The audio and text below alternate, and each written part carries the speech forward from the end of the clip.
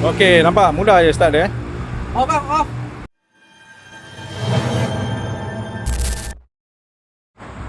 Okey guys, hari ni kita ada satu biji kereta Proton Izora nak tukar bateri Nanex Energy ya. Okey, ini adalah kereta Izora tu. Dia sekarang memakai bateri 55D 23L Dan dia akan bertukar kepada bateri 55D juga, brand Nanex 12V 40Ah. Okey, ini adalah bateri asal yang dipakai 55D 23L.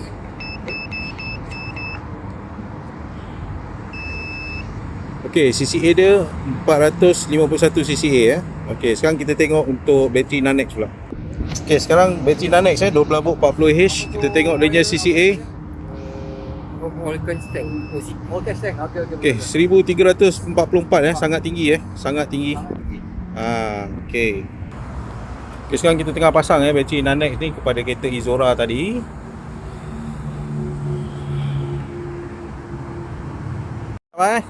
Okey, sekarang kita dah pasang, kita try start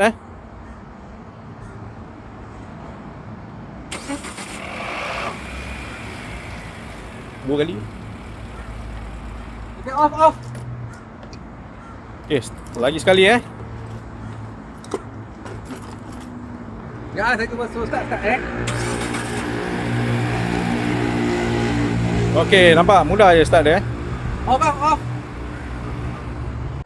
Okey, bagi sesiapa yang nak mendapatkan bateri Nanex, boleh datang ke HQ Nanex ataupun hubungi kami di nombor yang tertera di bio. Terima kasih.